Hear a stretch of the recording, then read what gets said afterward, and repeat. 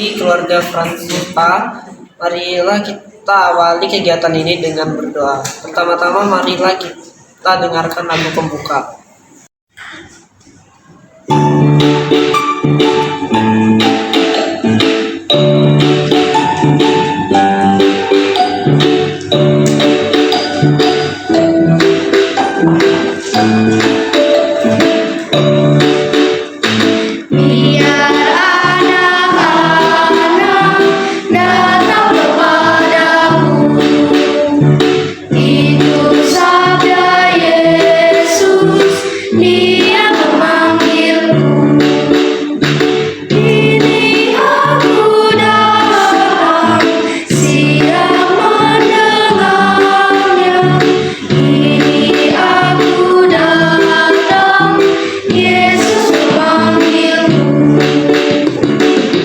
Bapa dan Putra dan Roh Kudus, amin. Semua demi kemuliaan Tuhan dan keselamatan jiwa kita.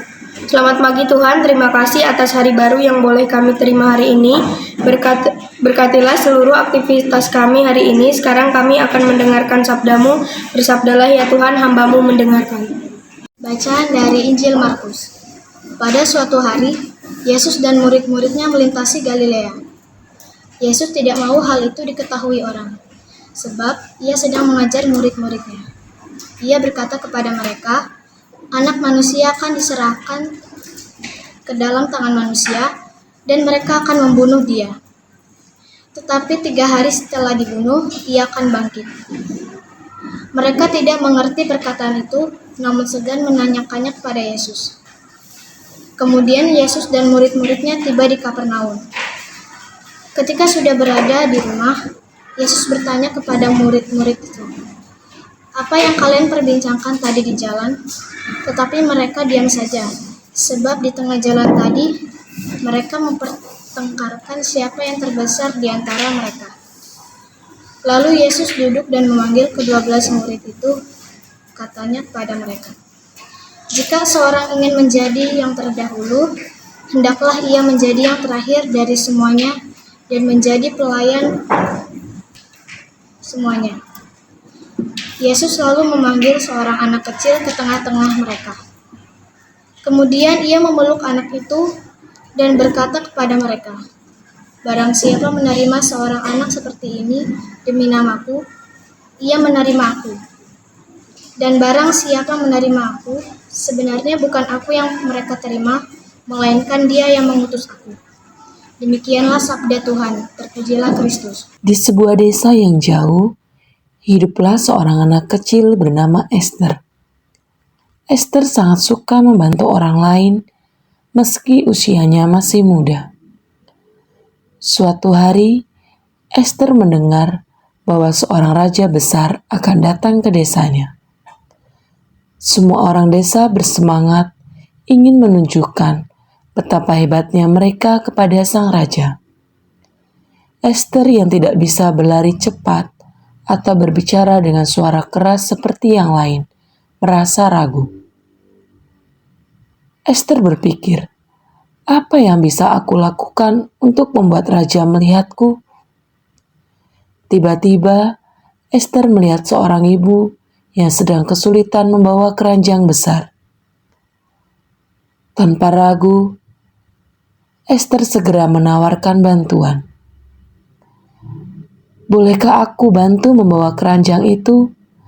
tanya Esther dengan senyuman. Ibu itu tersenyum dan berterima kasih. Esther dengan sabar membawa keranjang itu hingga ibu itu bisa melanjutkan perjalanannya.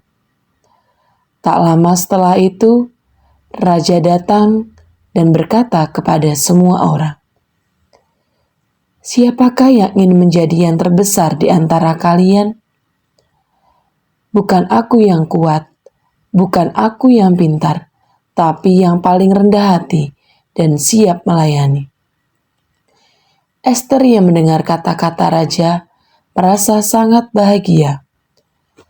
Raja itu kemudian mengarahkan pandangannya kepada Esther dan berkata, "Inilah yang sejati, seorang yang rela membantu meski tidak dilihat oleh banyak orang." Ester telah menunjukkan kasih yang terbesar. Renungan untuk hari ini.